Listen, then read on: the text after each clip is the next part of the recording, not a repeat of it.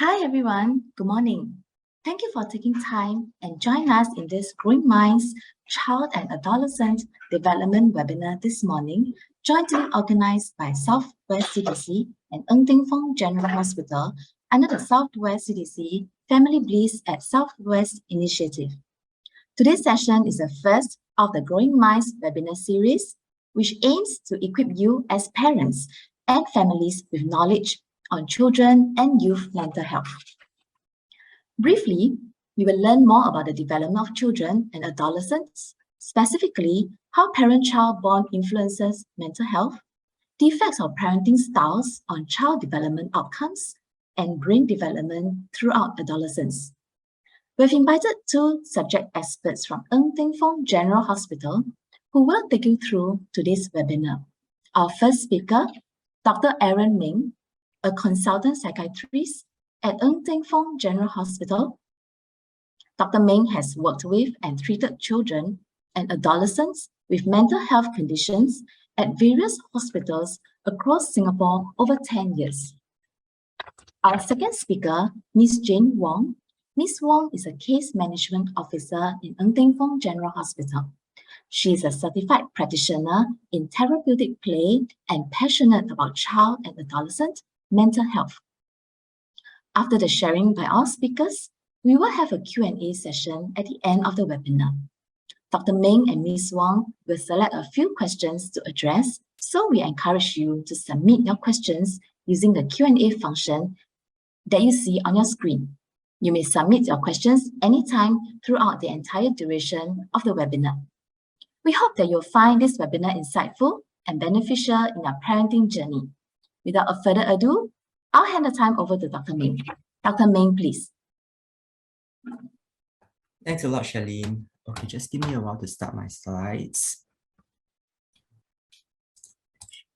Okay, a very good morning to everyone. Thank you so much for taking the time out to join us today for this webinar. I had a peek at the people who signed up today, actually, yesterday night. And I saw actually we do have a very wide range of attendees, right? We have fathers, we have mothers, even for these parents with children, the children's age ranges from a toddler all the way up to the teens. And we also saw a lot of questions that were submitted in, which we do hope to address in the course of today's webinar and also during the Q&A session. I mean, alongside parents also, I see that we have some others who declared that they don't have children. So maybe they may be considering planning for a family or just trying to get more information. And interestingly, I think I saw some grandmothers also, they declare themselves grandparents. Yeah. So along the course of today's presentation, I hope that we have a sense and appreciation of what is parenting, when does parenting start, and actually when does it end? And I think the answer to that is that it never does. So even as grandparents, we parent our children to parent the next generation as well. Okay, so for today's webinar, right, I think generally I would like to divide it into two main groups that we want to talk and discuss about. We talked a lot about child development, child well-being, and a lot of it actually boils down to mental health. So I would like to spend the first section of today's webinar to really discuss and explain to everyone what is mental health, how mental health contributes to mental well-being, and how our brain develops through adolescence and its implications on our mental health.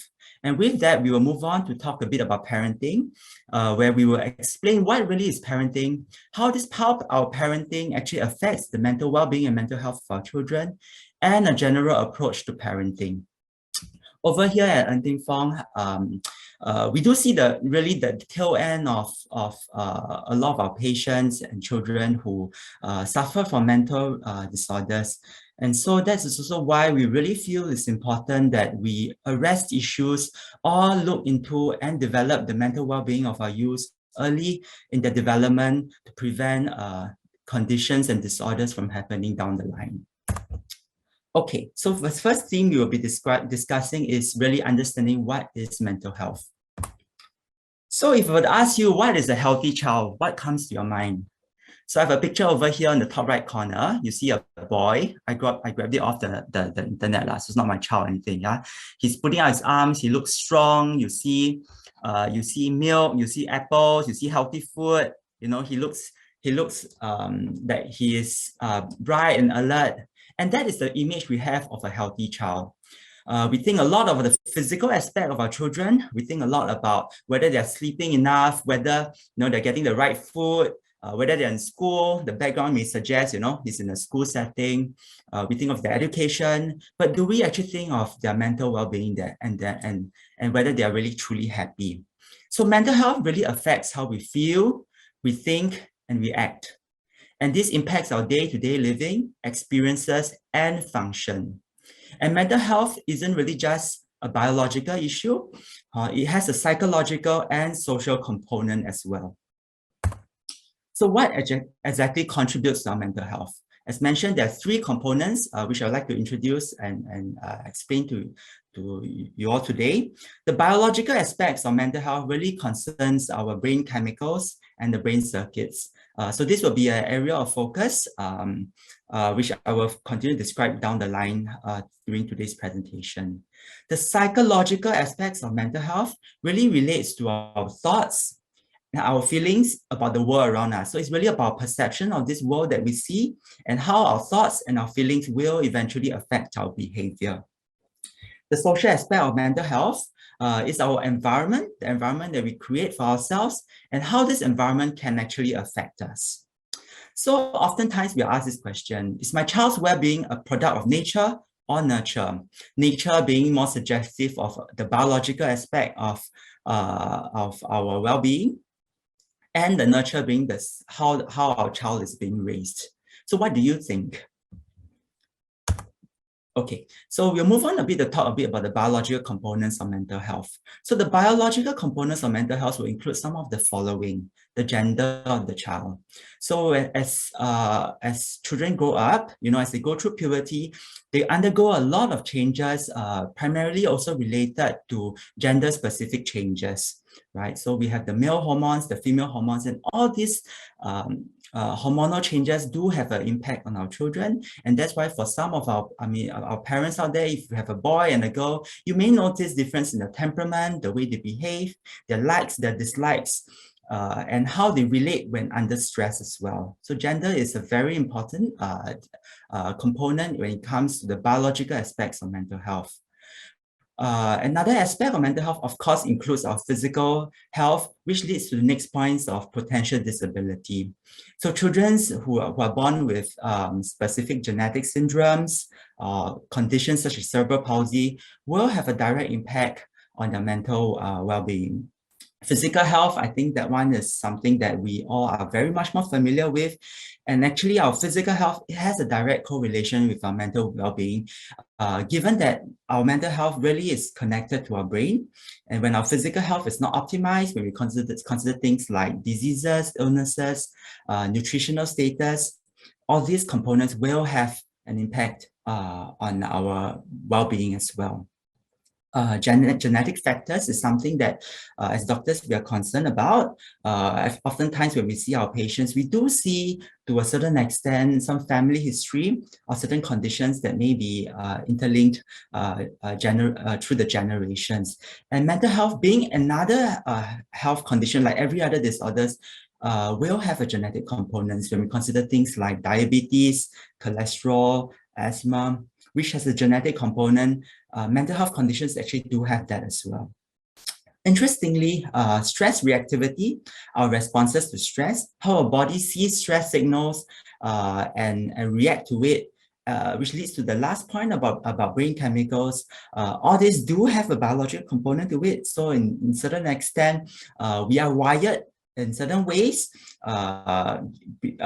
which make us respond to things differently from others as well. The psychological components of mental health will include some of the following: our personality, which forms throughout our childhood, right through our teenage years. A lot about how we see things, our belief system, are aspects of our psychology as well that is built up over the years based on the things that we see and the things that we are taught. Learning and memory are important components of our mental well-being. When we consider things like schooling, education, our IQ, how well we do in examinations, a lot of it is related to this psychological component of mental health of learning and understand and formulating things. Coping and social skills are built up throughout our lifetime, and all this, and self-esteem and emotions are also another important and key aspect of mental health that we cannot forsake, because it has a trickle effect down when we do enter adulthood. Okay, social components of mental health.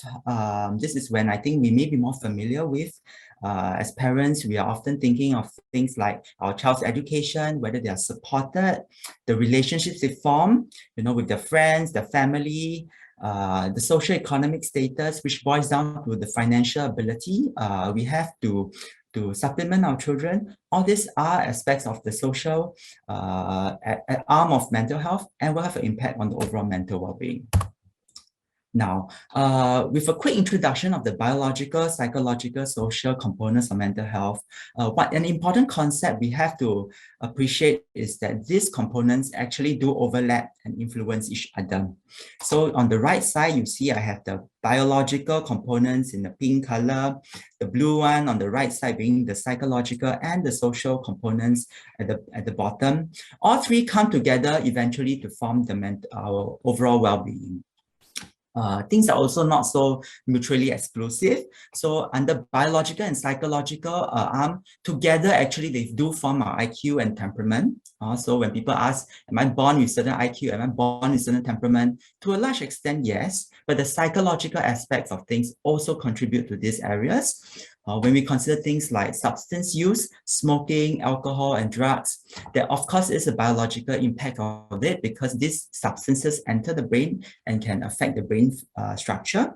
But there is a social component to substance use, right? Because we do find that substance use is more prone in certain kind of social settings, essentially in family settings where the support network or the status of the family is compromised. And when we consider the psycho and social components of mental well-being, which is on the right side, where they interlink, this is where, as parents, we consider the parent-child bonding, right? Which our second speaker, my colleague, will discuss a bit about the relationships we form with our family members, the life events that happen to our children in the context of family and growing up. Do actually form the psychosocial arm of mental well-being. So together, when we consider all three components of mental well-being, we form our overall mental health. And because these components are all interlinked, they do form a very complex network, and any impacts to any one of these components actually do have an impact on the other components as well. Right? And these impacts may not necessarily be negative because positive impacts will also impact the other components. For example, let me just give you an example. Okay, let's say we have a child born with certain level of IQ. Maybe the IQ level isn't as high, right? And this will definitely have an impact on the social aspect of things because his education performance will be impacted, right? And with certain under certain schools and education system, they may be exposed to certain other kind of stresses, which again may actually compromise the other aspects as well. Okay, so how does our mental health actually affect our children?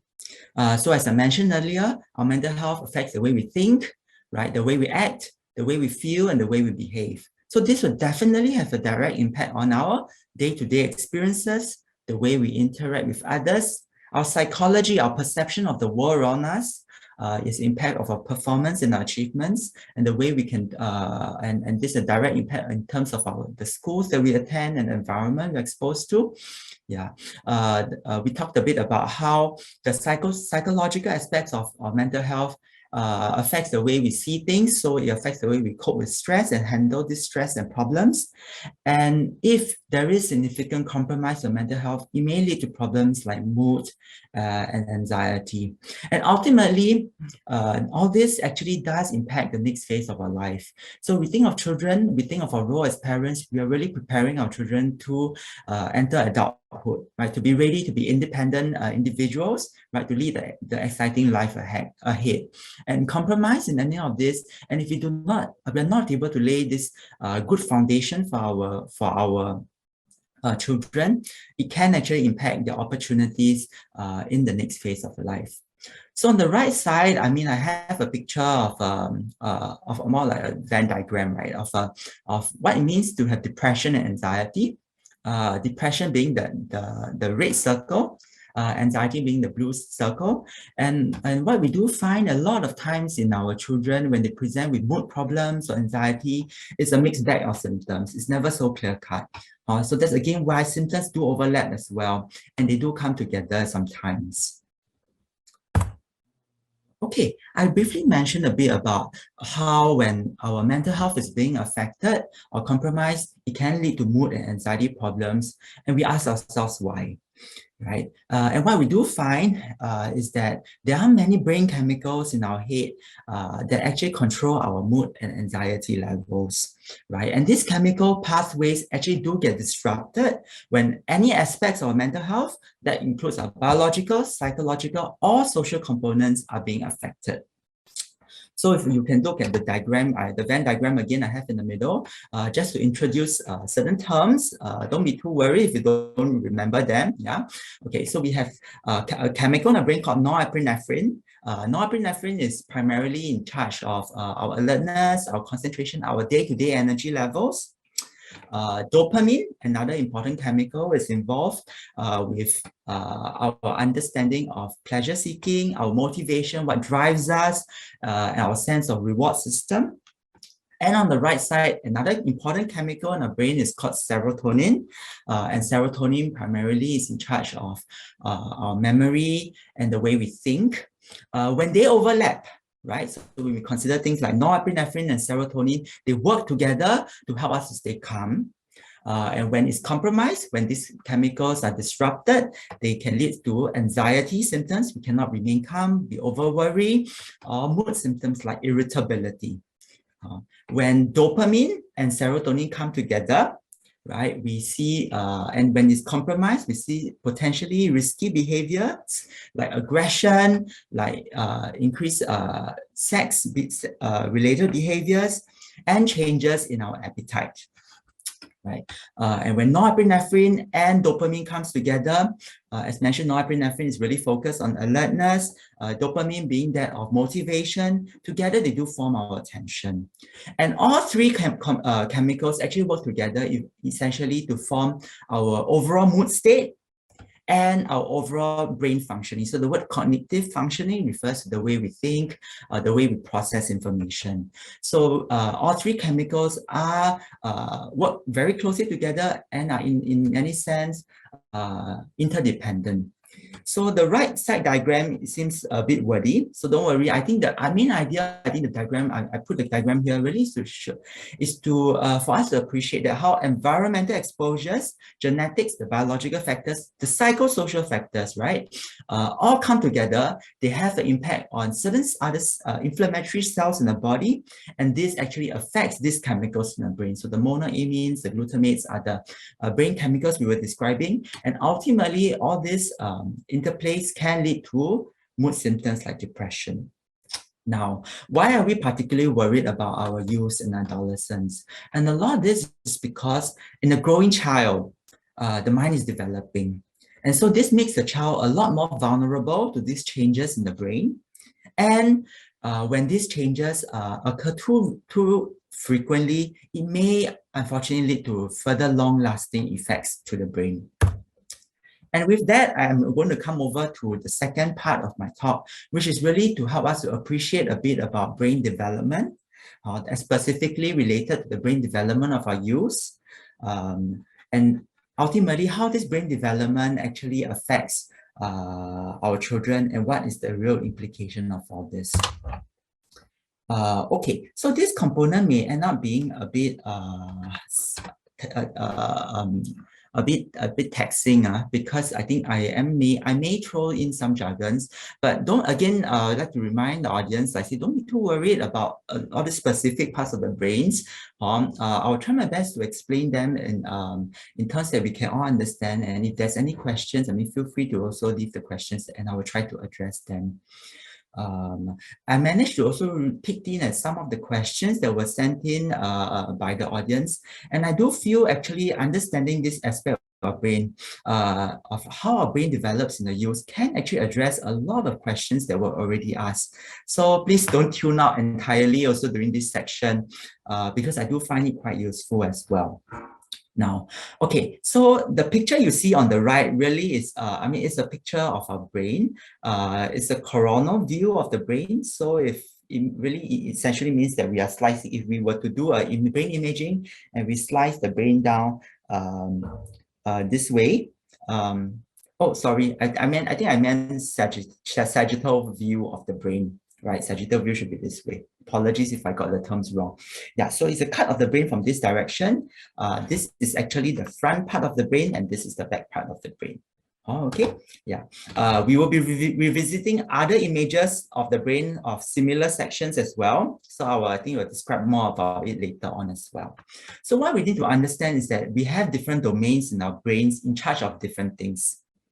And these different parts of the brain need to work together for us to eventually respond and act in different situations. Interestingly for us, right, as we grow up from a child all the way up to an adult, our brain does not develop equally. So it develops at different rates. And when we develop our brain at different rates, it leads to different responses. Which I'll describe in the subsequent slides. And what's very important for us to know is that our environment actually does have an impact about how this brain develops as well. Okay, so why is the adolescent brain particularly vulnerable? A lot of us like to think that our brain is fully developed by the time we are a small child, right? Interestingly, actually the total volume of the brain is pretty much there by the time we are, for boys 11, for girls 14, right? The full brain volume. But what studies and science have actually shown is that our brain continues to mature and continues to reorganize right through to our 20s up to our 30s. And most of this reorganization of the brain, this construction work of the brain happens throughout adolescence. And this is also during this period when our brain is reorganizing that we are more susceptible to our environment, which includes the psychosocial aspects of our well-being. And to throw another ball in the mix, right? Puberty, where gender-specific or sex-specific hormones come into play. This again have another impact on the brain and the way our brain restructures. Okay, so how does our brain actually develop? So if you imagine our brain to be like a big city, right? I mentioned earlier there are different domains of the brain that is in charge of different things. So these are like specific buildings.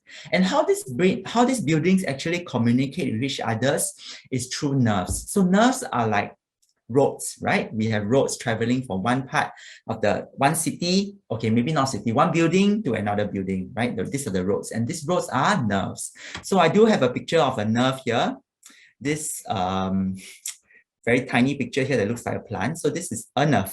Oh, okay. So you see all these small little branches. So nerves have two endings, and we have many branches, and the branches connect with each other to communicate information. And chemicals is essentially like the little cars, right, that pass information from one part of the brain to the next part of the brain. So there are brain chemicals. These brain chemicals use nerves to communicate information from one domain to the next domain. All right. So our brain actually undergoes many steps to allow information to be conducted more rapidly and efficiently. So how do we pass information from one building to the next building as quickly as possible? We need to do changes to the road itself, in essence, right? So there is a process called myelination, which really is about strengthening the nerves. So myelin is actually, if you can squint your eyes a little, so this darker yellow aspect of the nerve is really thin, right, in the middle. Yeah, so the myelin is like a sheath that wraps around the nerves. So this really strengthens the nerves and help communicate information more efficiently. So we consider back to the analogy of the road, it's like really building the road, make it a lot smoother, make it a lot longer so that the cars can move a lot faster as well. And another very important way our brain undergoes changes during adolescence is something called synaptic pruning. So in essence, synaptic pruning is really about removing nerves that are not being used. So can you imagine a child is growing, there's so many nerves, right? All over the brain, so many roads. And when we have too many roads, right, sometimes cars also are going to take the longer route to get one part to another part, or they get mixed up, right? So in the process of growing, very interestingly, our brain is going to start removing some of these roads or nerves that are not being used, right? So if you look at this picture on the right side, as mentioned, right, we have this branchy aspect of our nerves, and the other end, which we call the axon terminals, right? I mean, it's not the non-dendrite aspect is a lot looser. So these are at birth we have, you know, less nerves, less of this branching of our dendrites out to communicate information. By 6 years old, wow, look at the network we have, right? So cars traveling, which are the chemicals traveling through the road, is a very, very, very dense network. Is that ideal for us? Probably the answer is no, right? Because by the time it's 14, through the process of pruning, so we're going to remove the nerves, they're not being used as much. We have a much cleaner and more efficient system that is being formed, as you can see on the right side. Okay, so I have a question for us today. How does repeated stress and trauma actually affect this process? So I give everyone a few seconds to think about it. How can stress actually affect this process of myelination and synaptic pruning?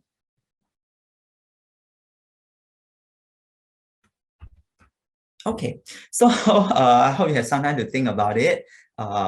Yeah, so in essence, what we have found is that with repeated stress, right, what will happen to our child? They are going to fire certain parts of the brain that is related to stress, related to anger, related to fears, related to negative responses and behaviors in relation to the stress.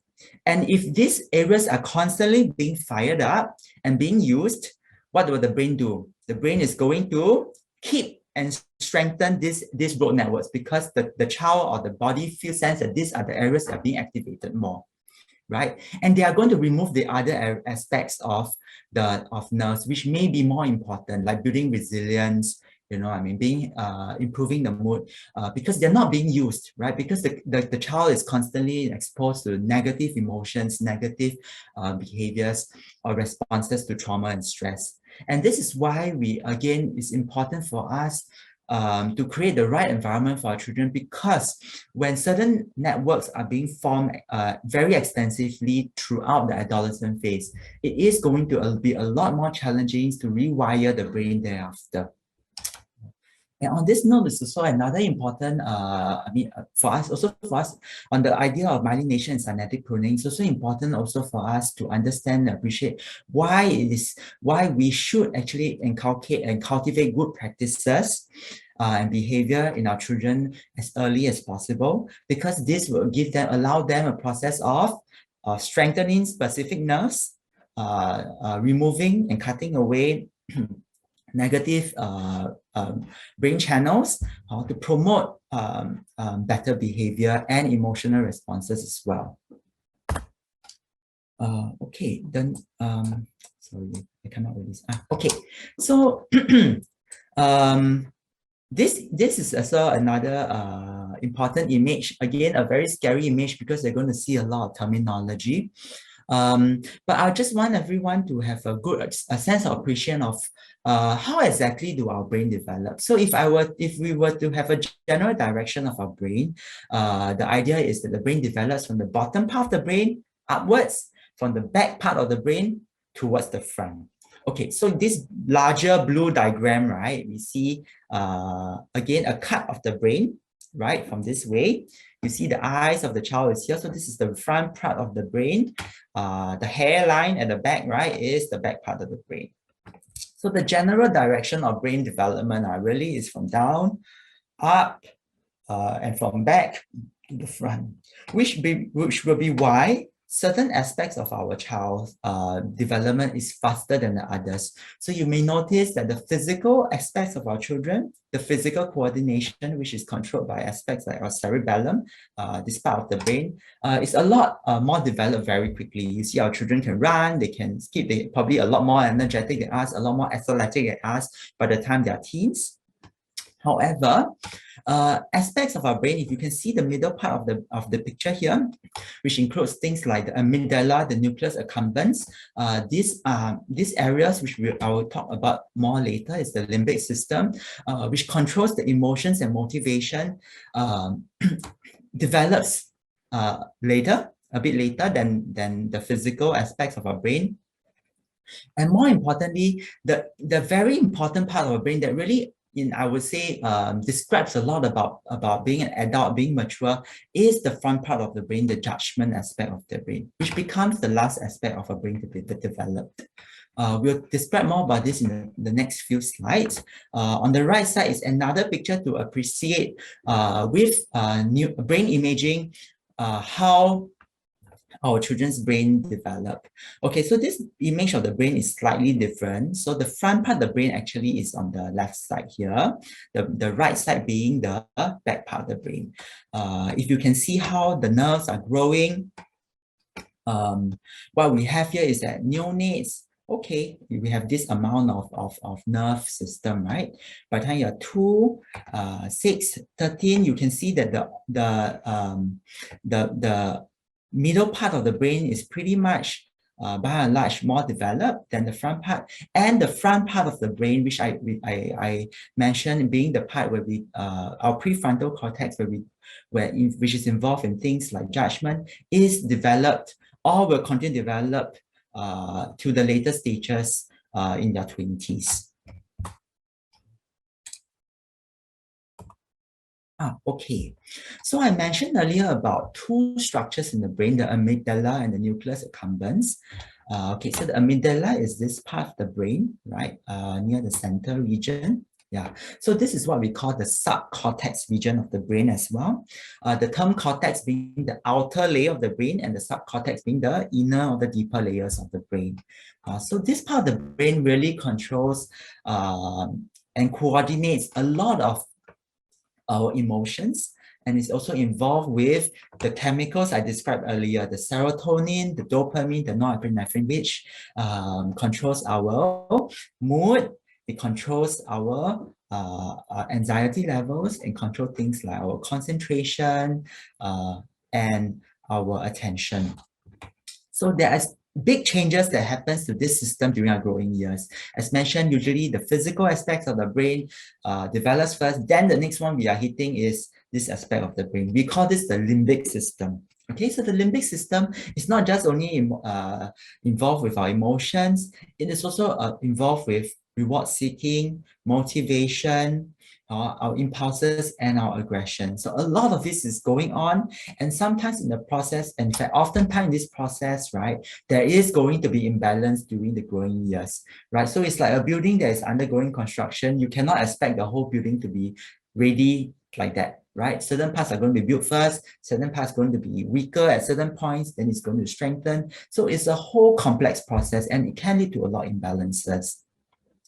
And this is also why during the periods of our teenage years, our adolescence years, you may notice a lot in our children, a lot of expression of aggression, a lot of expression of emotionality, a lot of reward-seeking behavior. So children are seeking fast rewards, are seeking quick satisfaction also.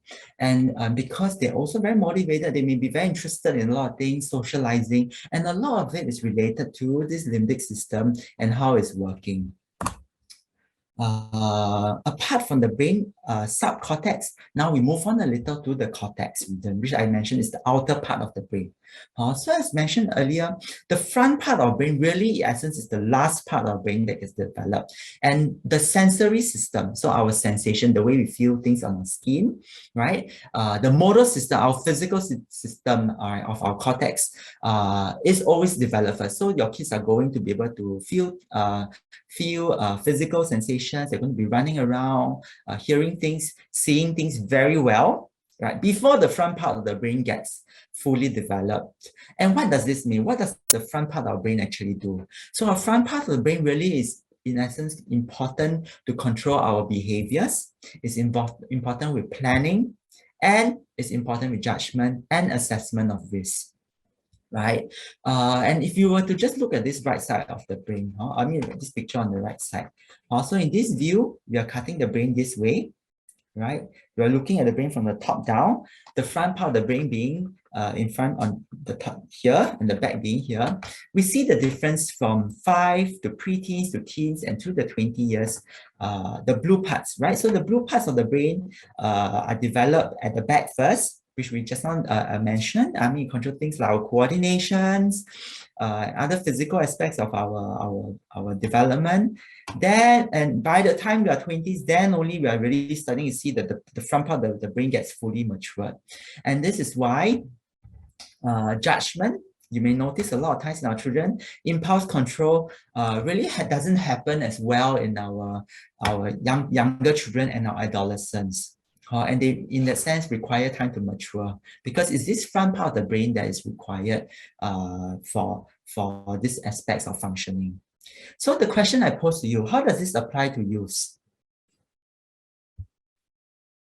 So think through some of these things I mentioned, right? So I mentioned earlier that we have the subcortex region, right? The amygdala with all the mood chemicals, the motivation chemicals, sensation seeking, impulses, our aggression levels, going all over the place first, right? Let's throw in puberty also, right? With increased sexual drive, with all the sex-specific hormonal changes going on in the body, with children exploring the world around them, you know, socializing, right? Where their motivations are being explored, right? Without and with the absence of clear judgment, clear and measured control and planning, what can happen to our youth? And can this actually address and answer a lot of the behaviors of that our children are going through, right? And why sometimes when we try to explain or we try to get our children to see things in our perspective, you know, to plan for the future, it is extremely challenging. Okay, so how does this changes affect youth? So I think I sort of also gave a bit of the answer earlier, but this slide I hope help us to appreciate and answer that question as well. Also, the adolescent with all the changes going on in the brain is going to enjoy these extreme changes in the mood, is going to be prone to risk-taking. So in an emotional situation, the limbic system, I mentioned the amygdala, so this part of the brain is going to take the upper hand, right? Because the front part of the brain in charge of more logical, thinking, more reasoning, is going to be delayed in maturation, right? So they are going to respond to situation on impulse with more mood, with more aggression, or they may give in to more risky behaviors as well. During this period where they're motivated by things like socializing, they're affected by their reward system. So things like peer pressure, you know, trying to get validation from their peers are going to take precedence over a more rational thinking of their future. And all this will have an impact on decision-making process. And so that's also why, I mean, I want everyone to also ponder and also think of this question. Why is it that kids always succumb to peer pressure? Why are they so affected by things like social media? And why do they tend to give in to some of these pressures and get so easily influenced by some of these things as well? Okay, and now I'd like to move on a bit about coming back to mental health. So we talked a lot about this developing brain, the vulnerability of our adolescent during this very challenging period where there is a lot of changes going on in the brain. And is there truly a concern about the mental health of our youth? And the short answer is yes. And that's also why we are here. I mean, here today to really discuss and open this conversation about the mental health of our youth and why we need to do something about it. So the World Health Organization, right? So internationally, what we understand that around the world, 1 in 6 people is going to be aged 10 to 19, right? So 1/6 of our world are really our adolescents. And mental health conditions alone, right, actually account to 16% of global burden of disease and injury in people aged 10 to 19 years old. So about 1 in 5, 1 in 6 of all disease burden can actually be attributed to mental health. Depression being one of the leading causes of illness and disability in adolescent, and suicide is the 4th leading cause of death in 15 to 19 years old. So if I can draw your attention to the right side, where we look at this, okay, it's a bit outdated, 2018 BBC picture. I don't think the data has changed much. So mental health problems actually do start at an early age, right? So we factor in and consider brain development. We can sort of appreciate why as well. So 1/10 of children aged 5 to 16 have a diagnosable condition. Half of them, of all mental health problems, are actually established by the age of 14. And 3/4 of all mental health problems are actually established by the age of 24. So when we think of mental conditions, we think of them only happening to old people, adults, but it's not true. Problems actually do get established as throughout childhood, through your teens, up to by the age of 24. Actually, 75% of mental problems have already formed.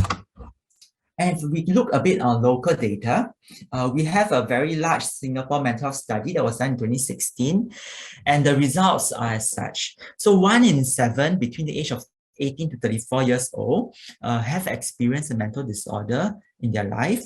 And as per the data we have internationally, actually many of them actually starts in childhood. Right, so they may be experiencing later in life, but the onset of these conditions actually happen in childhood. Another important part of the study is that there is actually very significant treatment delays of even up to years for very common mental health conditions. Also, if I were to look at the diagram, I know it's a bit small. If I can just read out to you. So conditions like OCD, right, in 2016, they are taking up to 11 years to seek help. While conditions like depression is doing a lot better. So 1 to 2 years before they seek help. But 1 to 2 years, I mean, is an improvement, but is it actually good enough? Imagine being suffering from a major mental health condition for a period of even a year, or even a month. How is that going to affect the quality of life? And if these mental health conditions are starting during our vulnerable years, right, when our brain is still actually reorganizing, is still developing, what kind of impact you think this will have on our children during the next phase of life? One more slide about why we are often concerned with mental health locally. I know this is a topic that I think sometimes that we know is important, but we may or may not like to talk about. But I think it's important that we discuss or at least open the conversation now. So teen suicide really is a national concern. Locally, what we know is that it's the leading cause of death amongst 10 to 29 years old. In fact, in 2021, just last year, 1 in 3 suicides was youth. And over the years, what we know is that suicide rates have been increasing multiple folds in our youth, and specifically in boys. As a psychiatrist, I know that when I was a lot younger, we talk about suicide risk factors. We're oftentimes thinking about things like the elderly, those with significant physical infirmities, those without the social network, who are divorced or widowed, with a lot of pain, a lot of financial burdens. But I think this really challenges what we consider as risk factors for suicide, because we are seeing an increasing alarming trend of our young and our youth, right, in a developed country like Singapore, actually choosing to end their life. Okay, with that, we will move on to the next theme, which will be understanding a bit more about parenting. So now at this point, I hope we have appreciation of what is mental health, how does our child's brain develop, and how does this correlate to some of the behaviors we are seeing in our children. I will now move on to parenting. Okay, so I have a picture here of Modern Family. So this is an American-based show on Netflix. I really enjoy the show, so I'm just using and borrowing that picture. We look at the picture and we ask ourselves, who is the parent in the picture, right? How many parents do you identify? If for those who have watched the show, I mean, of course, then you can run through. If those who don't, you just look at the picture and we ask ourselves, who is the parent? And the answer is that everyone at some point may be a parent or actually maybe a child. And this is why I'm very heartened to see that, in terms of the participants, I saw that we have grandparents or those who identify as grandparents who are attending. We have also attendees who are not parents. So they can be an uncle, they can be an aunt, right? For their children, for nieces and nephews. Will you consider them your parent as well?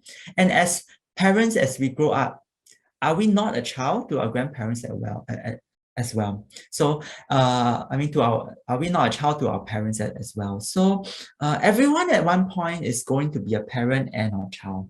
But what's more important to understand is that our involvements as parents, our objectives as parents really changes with age and life circumstances. So our role as parents is a very dynamic process. And you need to understand and appreciate there is a lot of complexity as well in a family unit. And ultimately, all this boils down to why we need to understand there is no one fixed pattern or one fixed formula for parenting. So this may make things a lot more tricky, right? We have no formula or book to follow. But I hope that, with the remaining time or so for today's webinar, we have a better sense of what is parenting and a bit more confidence about how we can parent, because it's more about the spirit or the principles behind as opposed to very specific steps.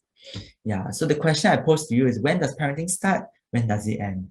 And the answer is, it may never. Okay. Okay, so what is parenting really? So parenting style has been described in literature to be an overall approach, attitude, and pattern that parents take to guide, control, and socialize their children. So it's an attitude, it's an approach, right? It's not a fixed formula. Right? There is no fixed formula. And if we follow a general attitude, approach, and pattern, right, to guide our children, what we are doing is we are really creating this emotional climate for our children to live and develop within the family unit and household. And this emotional climate is crucial in facilitating the social and emotional development of your child. Remember, when we talk about mental health, mental well-being, we described a lot about the psychological, social components of mental health. That's where parenting, we see the direct link in affecting these areas. But of course, when we ask ourselves this question, how does this emotional climate affect my child's mental health? It is not just as the aspect of the psycho and social, actually. As parents, actually, we do also affect the biological aspect when we consider things like pre-planning of our pregnancy, right? How we carry our child through, whether we take very good nutritional care of ourselves. So all this has a biological effect of a child even before the child is born, right? And the genetic materials you're passing on to our children, that will also be considered aspects of the biological aspect of your child's growing and mental well-being. So ultimately, I think the emotional climate of a child, right, is not just only the psychosocial, but elements of the biological aspect as well. Okay, so what role do I play in my child's mental health as a parent when we consider our parenting style, emotional climate? So I briefly talked a bit about this. So this is again the same Venn diagram that I brought up at the start of the presentation, right? Again, just to help us appreciate, actually as parents, we impact all three aspects of our child's mental well-being, right? The biological, we described a bit about it already, right? The social aspect, a lot of it, I think we can immediately see the link where we consider the support system we're providing, right? Whether we're giving opportunities to grow and develop academically, creatively, whether we help to forge good relationships with other family members. Ultimately, it will impact the way they relate to their peers as well. The psychological aspects where We teach them social skills, coping strategies. We build their self-esteem, their confidence, their emotions. We build a lot about the attachment as well they have with us, which Jane will describe and talk about. Ultimately, all three aspects are affected through parenting, and all this will lead to the overall well-being of our children. Okay, I am mindful of time actually. I think we still have a bit of time, yeah. Okay, good. Okay, so just again, very briefly about the social emotional development of our children. So again, I said, I think a lot of this information, right, is available also online, probably in a lot more detail.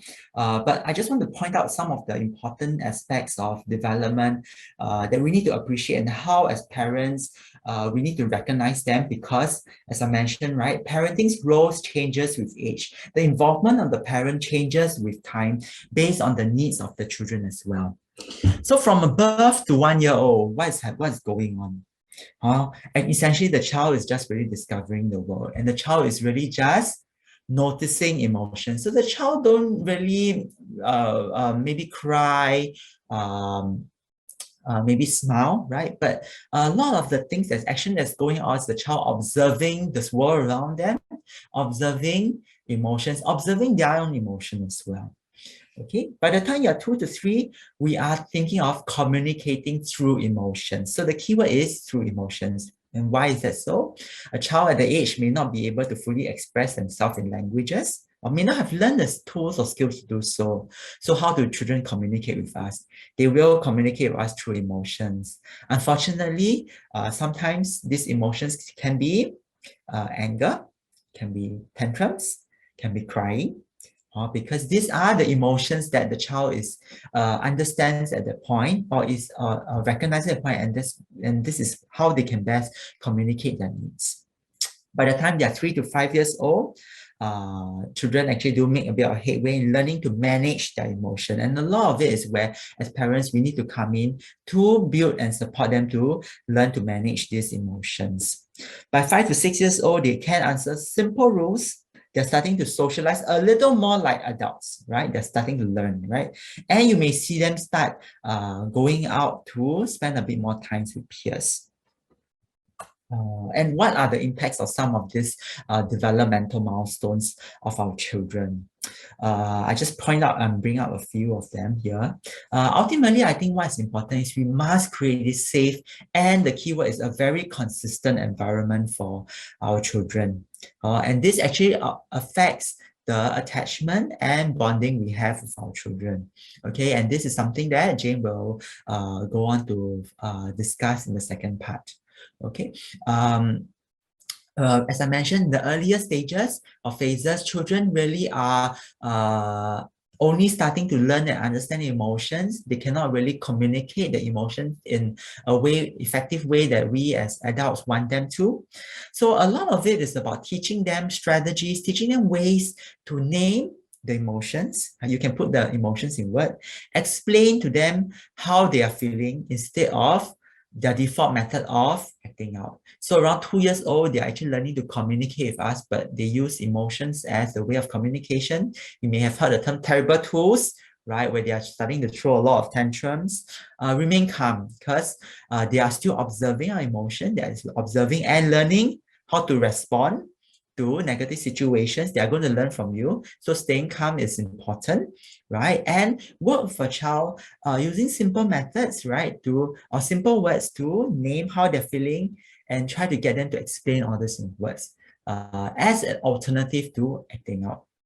At some point, we want to let them to self-soothe as well. Also provide strategies of how they can be self-soothe, right? Can they go and do some coloring instead of acting out? You know, can they go and take a breather? Can they do some deep breathing techniques to relax themselves? So these are, in essence, we are trying to get them a few first steps to be independent in managing their emotions. And when they are able to do any of this, be it how small a step they have taken, provide the encouragement, provide the positive reinforcement. So as children, when they see encouragement, it is going to make them more confident right? To explore and try more methods, more similar methods to keep themselves calm. Sometimes we want to do so much, right? There's so many things to do. We also expect a lot of our children when we put in all this effort. But the key is we need to set realistic expectations. When we set expectations too high, we expect our children to do this, do that, must change the behavior very quickly. What's going to happen? The chance of failure is high. And when people fail, and when they fail repeatedly, it's going to affect their confidence and motivation to even try, right? On the other extreme, if we don't set any expectations, children are going to use back the same methods they have to control their emotions down the line. And that can, of course, create problems as well. And one last key thing I think that we need to recognize and practice is to validate emotions. So children need to recognize that feeling emotions, be it good emotions, bad emotions, these are all normal, are non-normal and part of life. So a lot of times when we think of the traditional Asian culture where we are not expected to show emotions, we are not allowed to cry, we're not to be angry or upset, we are not to express the way we feel, right? This has been found not to be as healthy because it can lead to problems as well. What's more important is that we need to allow our children to be confident enough to know that feelings are normal, but it's how we manage these feelings, how we soothe ourselves that is more important. So we asked ourselves this question: what can happen if we did not lay a good foundation for healthy social and emotional development? I mean, the answer is, of course, it's going to spill over to the next phase of their life. Okay, as they're growing up and they start to attend school. Okay, so by the time a child is 7, 8, okay, so primary school already, right? By then they start to fully understand rules, right? They have a deeper understanding of relationship. What is it like to make friends, right? And what are some of the roles and responsibilities? And that's why that's where really schools come in with a set of rules. They have to wake up on time, they have to do their homework. There's going to be consequences when some of these things are not done. They're going to come to you, tell you about the things that are going on with their friends, right? Or they may not want to tell you as well, right? Because they're starting to understand friendships, their personal space, their relationship with, they're starting to question things like that. And by the time they're 9 to 10, they have growing needs for independence from family. So initially we are thinking, wow, so frustrating, my kid is, a full-time career. At some point, they're going to say, no, it's not going to be you, that I'm going to turn to, they're going to find other means, right? And that's where peer influences start to come in. They want to be independent. And that brings us to the next phase of their life from 10 years and beyond, right through the adolescence. They want to build their own sense of identity. And it's important for them to do that. Their identity cannot be the same identity as their mom, their dad. They want to form their own identity. They want to have autonomy. They want to be able to make their own decisions. And they are seeking new experiences. And with this part, we tie in again with what we discussed about brain development, right? So they are exploring the world around them. They are motivated by emotions, by hormones, motivated with socializing, right? And how does that correlate with a typical adolescent who is exploring the world around them? Okay, and parenting the youth. So we recap, right? So we talked a bit about how youths are influenced by strong emotions and rewards, right? So when we consider a child who is fixed on TV, fixed on social media, fixed on gaming, right? What do these platforms provide? Right? They provide strong emotional reactions, right? Because so much is going on these devices, right? They provide rewards as well. When they do well, they conquer a task, right, in the game, right? Or when they form a relationship with someone at the school, they have a new friend, right? These are going to fire a specific part of the brain that is extremely active during this time. And this is also why you may notice kids tend to gravitate towards some of these things with more emotionality involved, with more direct rewards compared to other things like homework, tuition, which they find to be mundane. Okay, so what's important is that when it comes to learning has to be done under a positive emotional context. The keywords are positive and emotions. Okay, why? Because they are triggered by strong emotions and rewards. So it is positive emotions that will get them to learn. And so oftentimes, if we just choose to stop, suppress, oppress this so-called bad behavior, like if your child is playing too much game, we're just going to say, stop, you're not going to be allowed to play, you're going to take it away. Unfortunately, some of these behaviors may or may not work, right? Because they will not see the rationale behind it, and they don't respond as well to such demands. Okay, we need again to recognize that they are going to be expressing strong emotions. They're going to be angry, they're going to be emotional, they're going to be tearful, and we have to provide this safe environment for them to experience these emotions, right? So that's where the parental warmth, right?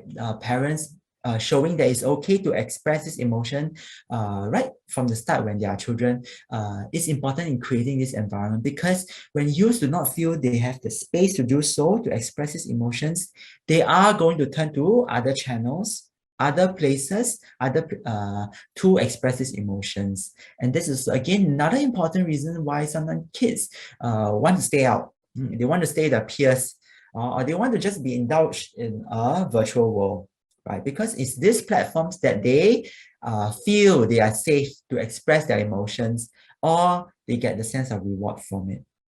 Okay, so again, when I mentioned in my first, the line about positive emotional context to enforce learning, it's about at some point also allowing them to increase rewards. Sometimes it includes social rewards. I mean, being allowed to be friends in a non-risky environment, right? So kids will want to seek friends, right? Be it friends in real life or online friends, they are there to want to connect, right? But if we block all these channels, we insist they need to just go to school, we know they just need to study, it's not going to work out. They are going to at some point get upset and things can backfire. So we need to allow these channels where they can socialize, you know what I mean? But it's about providing, and at the start, channeling them towards better social environments with less risk of risky behaviors, so that they get the experience they need, and they are less likely to turn to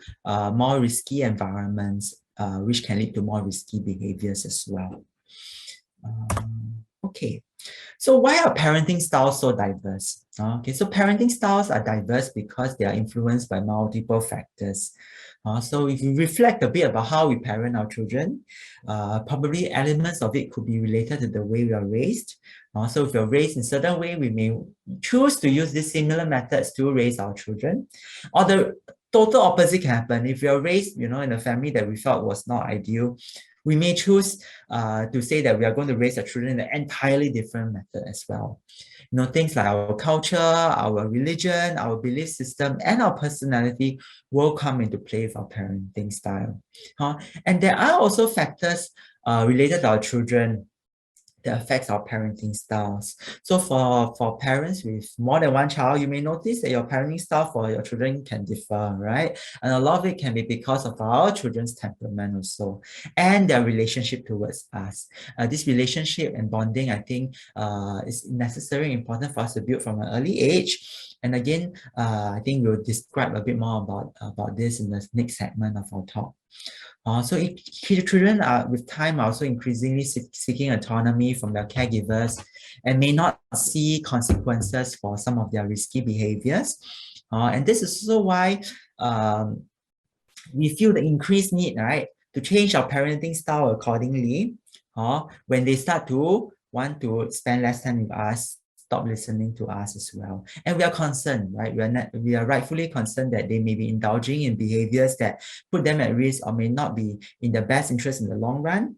And that's where we may actually change our parenting style as well, because we feel a need to intervene as well. So how we actually do get through and really our children will ultimately determine how we parent.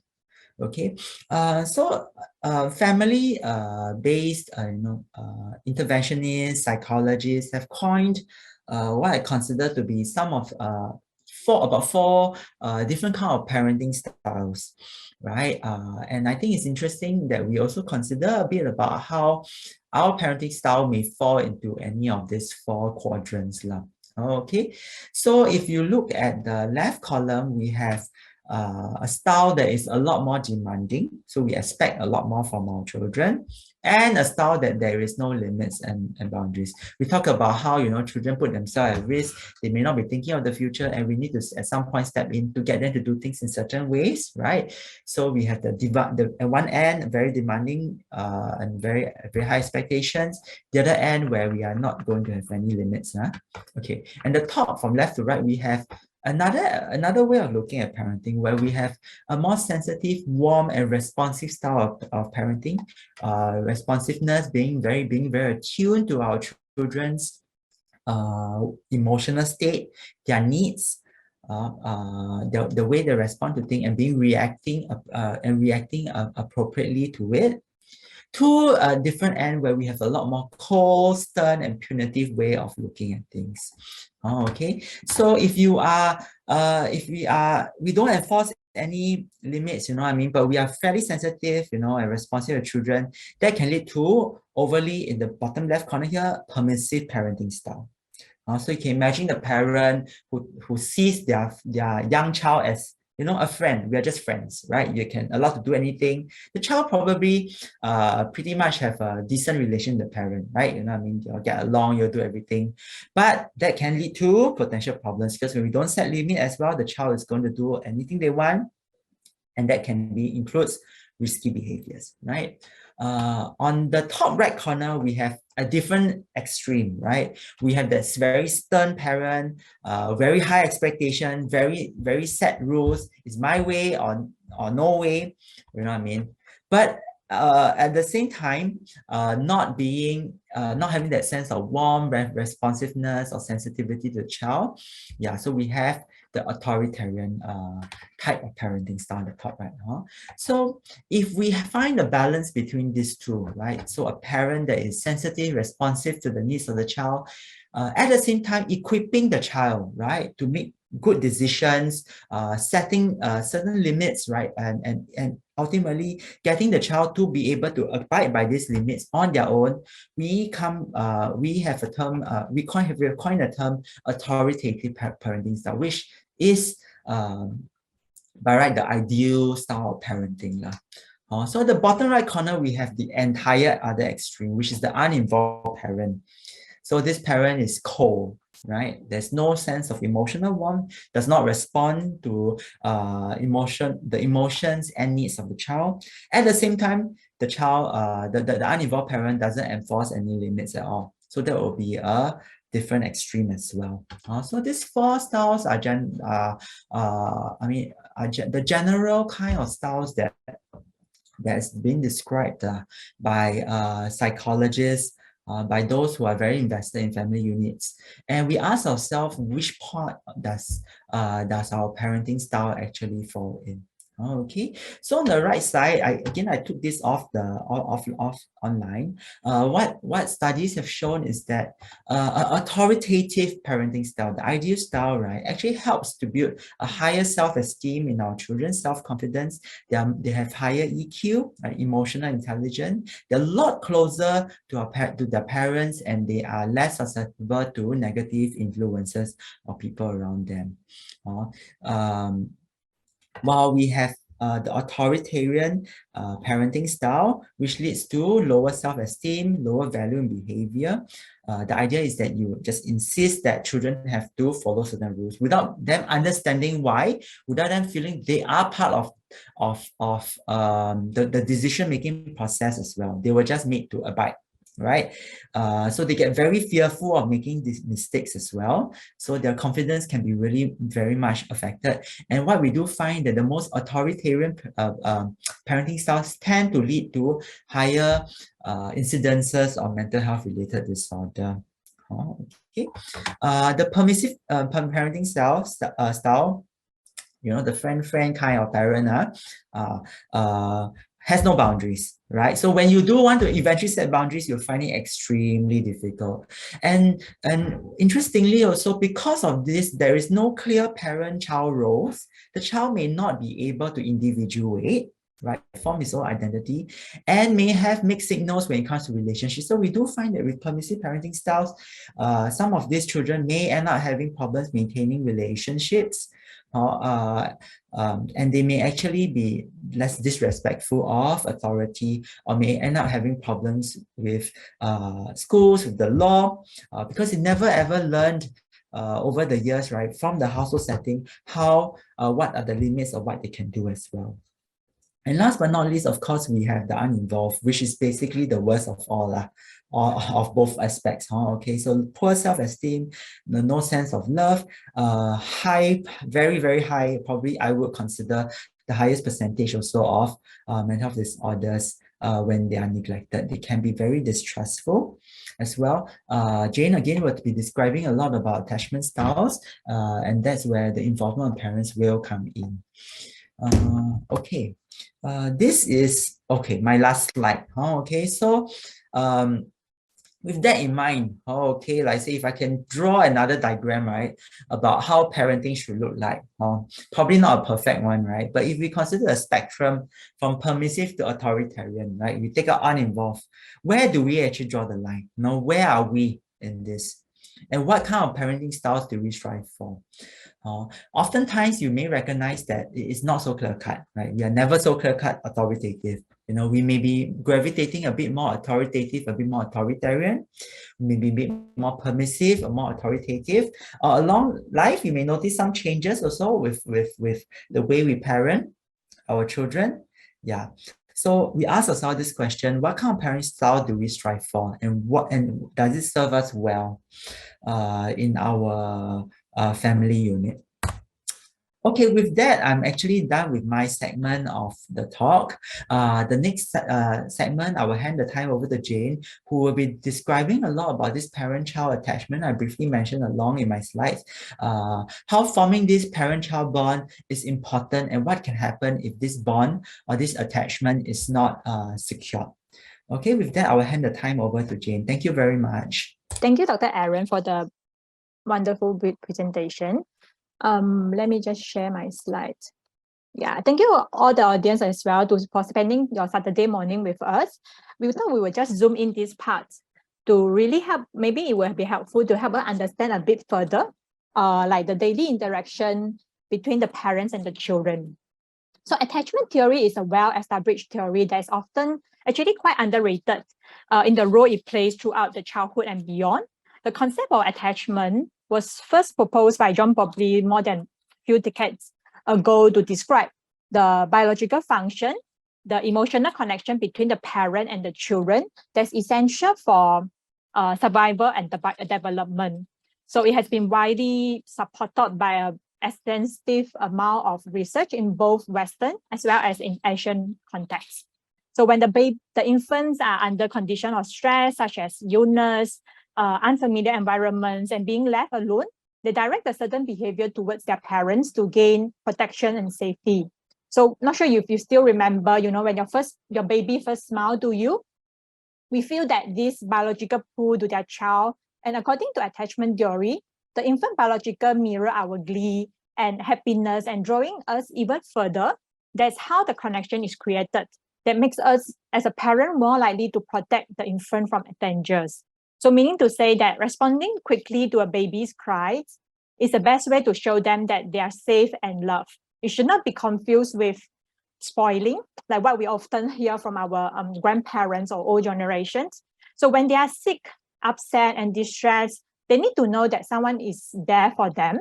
They should not be left alone to soothe themselves, which they might not know how to do it yet, like what Dr. Aaron mentioned about their brain structure. So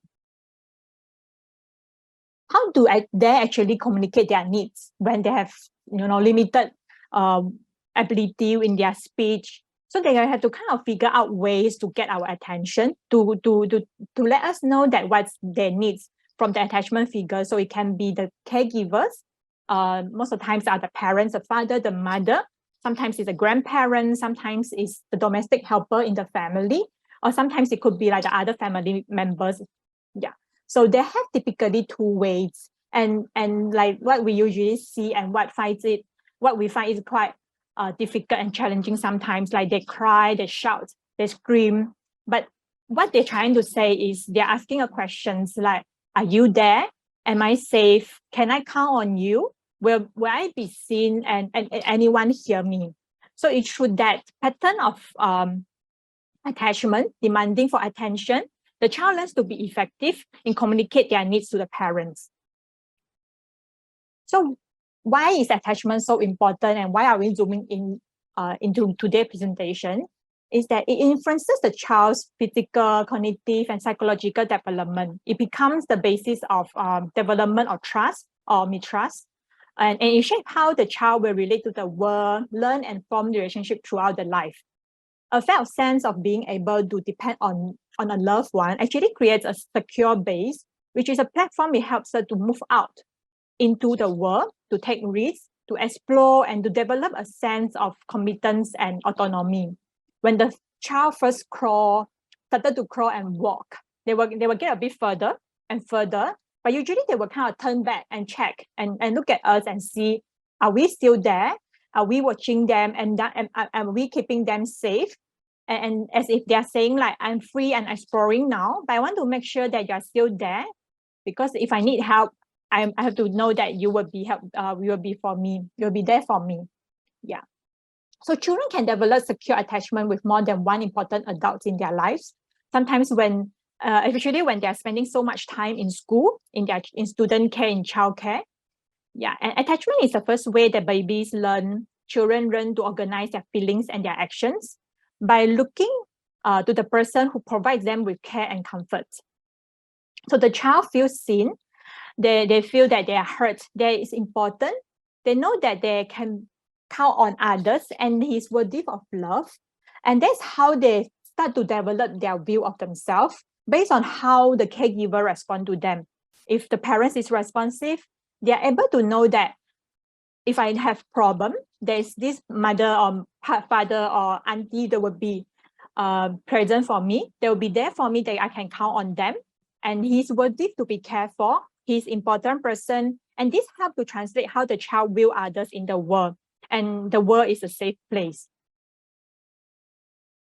This is a healthy attachment cycle. So it starts with the needs that they feel hungry, they're in pain, they're uncomfortable, and it stimulates the arousals, like they start to get angry, crying, upset, which gets our attention, and that's how they communicate their needs.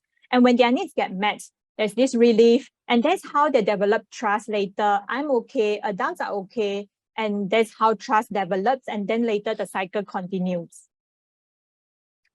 And next, maybe we can look into the attachment theories. There are 4 attachment styles that's identified and determined by the responsiveness of the parents. It look into both how they view themselves, model of self, and how they view others, model of others. There is this very well-known experiment called strange situation classifications. That's in order to investigate how attachment might vary between children, because they might not all be the same. So, and then look into the stranger anxiety, separation anxiety, and the reunion behavior. So like what I mentioned earlier, the child develops their views of themselves based on how their parents respond to them, whether they are responsive, whether they are consistent. I just want to highlight that my intention here is not to judge or shame, the parents, or that's the last thing that the parents need, right? And definitely parents have a tougher job in the world, but by presenting this, it's really just to show a bit of findings from a lot of research and study that might be applicable to us. So the first attachment style, secure attachment style, which is the ideal attachment style to have. They have good, they trust themselves, they trust others. The securely attached children receive consistent and responsive care. They generally trust others. They believe that their needs will be met, and they are able to explore the world and seek out for a new relationship and experience a sense of security. They have good self-esteem, and they manifest the characteristic of good mental health. They are able to effectively ask for care from others when it's needed, and they are also able to provide care to others. And in times of transition or adjustment, they are more resilient. This is the ideal attachment style. Next, let's move on to another 3 insecure attachment styles, which are anxious, avoidant, and fearful.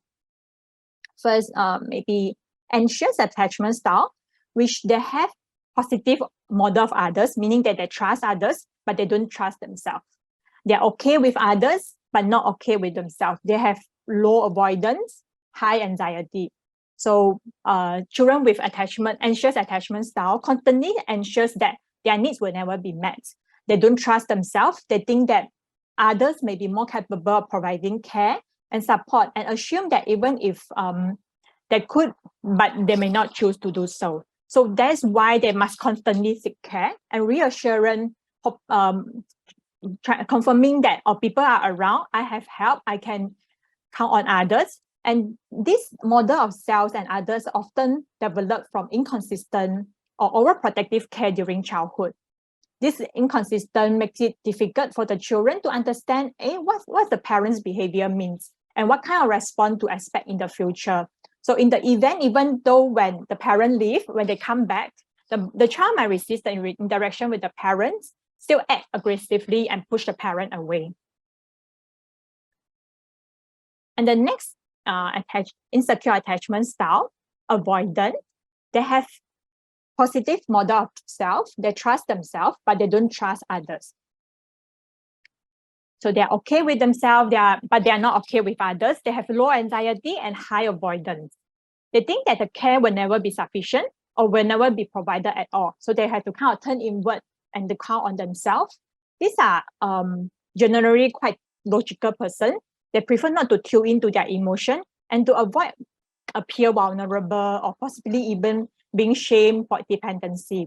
So this is when the child expresses a need for closeness, but instead of receiving it, the parents are ignoring it, right? And when feelings of missing are always coming together from being close to the parents, too much of it, then the children kind of provoke these emotional defenses. They think that they need to protect themselves. They are not going to get hurt again and again.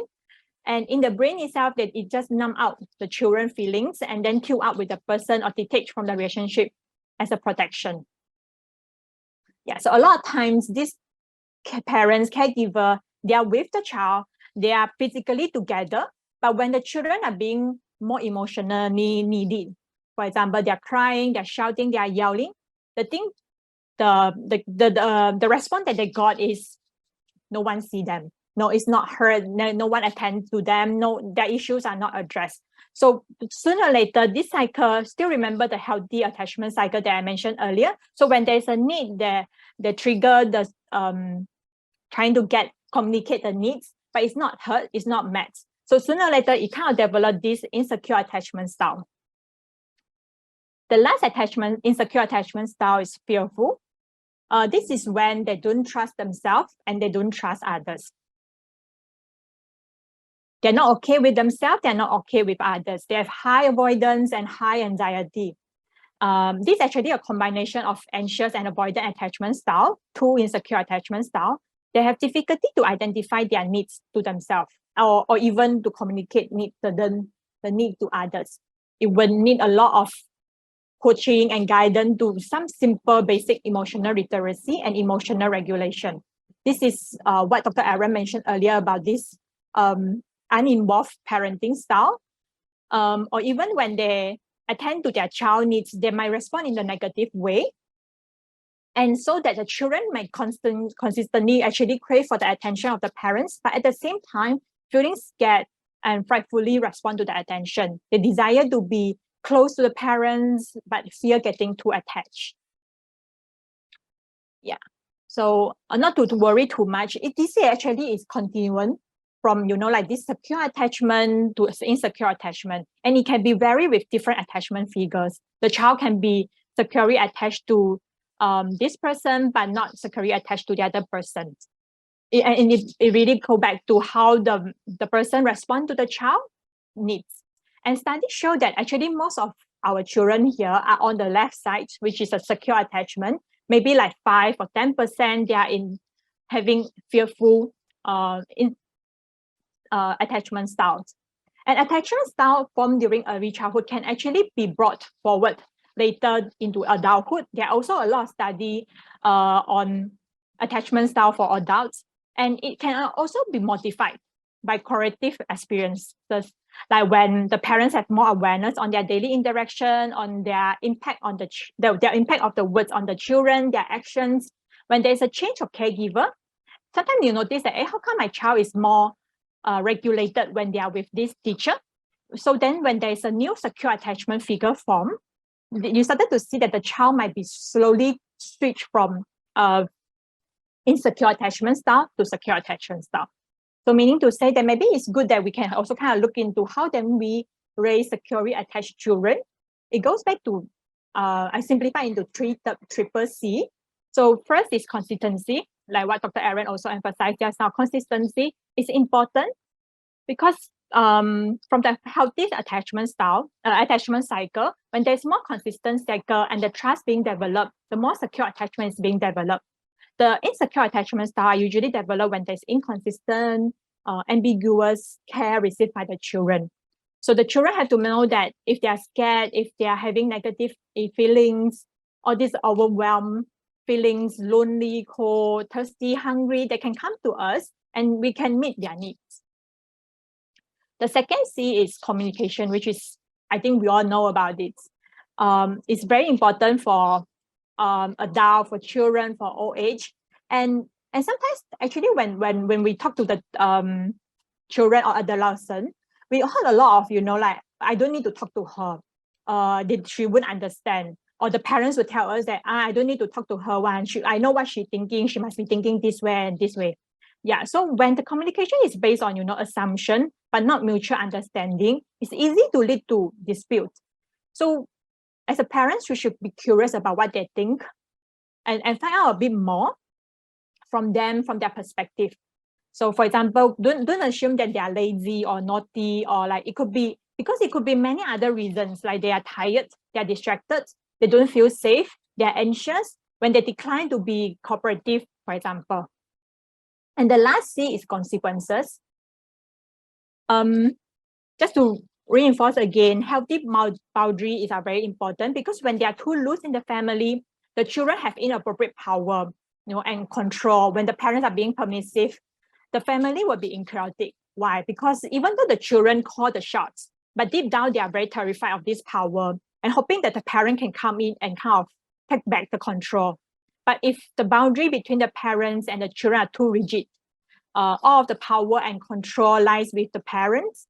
There are no like talk back. I'm your father, I say so. I'm your mother, you can just you need to listen.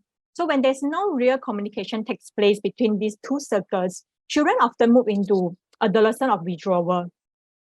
Yeah. So what are the things that we can do? There are a few things like use your words and really follow through your actions. So give information about safety and how things work, because it will really help them in the future later when they make decisions on their own, when they learn to be independent. This will come in handy, and making sure that the children understand the expectation on them clearly. And the next thing is to provide alternative. So instead of taking away their iPad, instead of taking away their phone, help them to kind of also develop some healthy habits. They can also help to give them something to do. You told me not to play iPhone, you told me not to do this and that, but what should I do? Yeah, so provide the alternative to also help them to build on their problem-solving skills and coping skills. Express your feelings and thoughts. Yeah, we emphasize a lot on the emotion of children, adolescents, but we parents, we do have our off days, and we do have days that we're not doing so well. So we resort to, like threatening, shouting, screaming, yelling, and even losing our cool. And maybe if you feel that, begin to, to feel mad, 10 times, that they are behaving in a certain way which is super annoying. And maybe it's important really to go back to check whether the communication was done clearly. And it's also important to let them know that our feelings, children are really expert, they're reading our feelings. When we are talking with our partner, they are just watching us. When we are rolling our eyes, they will see us. They will know that what kind of feelings is this. So if we're helpful, it will be helpful that we help them to label it, name it for one that we have perceived. And instead of, being very judgmental, we can say that, like, I feel really frustrated, I have to tell you again and again to stop jumping on the bed, for example, because I'm worried you might get hurt. But instead of this, we say that you never listen, you're driving me nuts. The child may not be understand what's expecting on them and why are you so upset, because what they can see is an angry face and nothing really registered in their mind. Yeah, next, I think I will move on a bit, move on to adolescent parent attachment, because like what Dr. Aaron mentioned, there are a lot of things happening when they're emerging into adolescent. Their brain structure change, the puberty happen, environmental factor, and so on. And when we go through the questions that posted by the parents, this is also a time that they find it most challenging, because like their relationship change, and the former way that used to work for them, used to be very effective, doesn't work anymore. Because this is also the time that the adolescents have new social roles. They're being taken away from, further from the families. They spend more time outside. They get more reward outside, and they prefer to be with their peers. But not to worry, a lot of research show that the attachment security and adolescent, it still has the same impact on development as it does in early childhood. And a secure base fosters exploration and the development of cognitive, social, and emotional competency for adolescents. So that's quite similar back then in childhood. Back then for children, securely attached adolescents manage the transition to high school more successfully, and they enjoy more positive relationship and experience less conflict with family and peers than do insecure attachment adolescent. And another thing also, the attachment security and in female adolescent is also related to fewer body image, weight-related concerns. So the next question would be then, what would the adolescent need from the parents? So a growing evidence show that, attachment function of parent changes in some ways, but it still remains stable for other perspectives. So for example, firstly, the young children require close proximity and physical ability of parents to provide comfort when they are distressed. But the adolescents do not need the same degree. They can know that the parents are supportive, even though when they are not really physically present with them. And adolescent parent attachments becoming challenging sometimes because it's hard for the parent to continue with their role, to be sensitive and attuned to them. But this is still quite important in maintaining the attachment bond and security with the children. And the next thing I think it often comes to mind is that when we the parents often have a lot of conflicts with the children, adolescent children, and this becoming challenging in parenting adolescent. But first, we must know that conflict itself is not a sign of poor relationship, because it happens in all kinds of relationship, healthy and unhealthy relationship. And this is also when the parent exert appropriate level of control over the adolescent. But while the adolescent also, trying to navigate the increased competence and responsibility that built in their lives. So many parents will feel that, I have no little or no influence in the adolescent's life anymore. And many will experience the increased parent-child conflict during this adolescent as a personal rejection, feeling that the child is rejecting the parent, and the importance that they do not to the child. They are no longer important, but this is not true. We still play a very important role in guiding them, adolescent children, into the next chapter of their life. So how do we do it? Growing evidence suggests that, both parties should remain the relatedness. So meaning to say that when they come to critical issues, important decisions, both parties should be able to understand where the other party coming from and what's their concerns, and being able to relate to them, understand and see from their point of view is actually part of an important role in attachment security. So both parties should be able to state their own opinions. They should be given the avenue to really share about what is their concern about these decisions. And at the same time, the other party should validate and show empathy for the other person's point of view. And I would like to highlight again, the presence of conflict in the parent-adolescent relationship is normal. But how the parent and adolescent negotiate conflict and sustain the relationship is critical. So when for adolescents who feel understood by their parents and trust that the commitment to the relationship, my mom is still supportive and so on, even in the face of the conflict, they can confidently move towards forward toward early childhood. Yeah, this is my last slide. We would like to end with this note saying parenting is something really very tough. It's a tough job, and maybe if we translate into like your work resume, if you're a parent of 2 years old and 5 years old, when we translate it on like the parent working experience, you only actually have just 5-year working experience as a parent. So be easy on yourself and allow yourself to make and learn from mistakes. From what I've shared about the attachment style, when we are dealing with our children, also kind of be aware of our own attachment style, how it play out during our interaction with them. Have realistic expectation on yourself. You are human after all. No one is perfect. And similarly to our children, they are not perfect, and we all learn, and we all try and do the best that we can. Self-care is important. Before we can care for others, and no one can pour from an empty cup. So in times of that you need help, go out, find support, and ask for help. A lot of parents, we are worried that whether we are doing the right job, whether we are doing the best that we can. But knowing that having the attachment, the bond that we have with the child, when they is securely attached, we know that the child would thrive. Thank you, Dr. Meng and Ms. Wong, for the insightful sharings. All of us benefited a lot from today's sharing, and certainly there are many key takeaways that we can bring home. To better help us curate our future programs, please let us know your feedback by scanning the QR code shown. You may also visit the link below. So the link to the feedback has also been pasted in the chat box.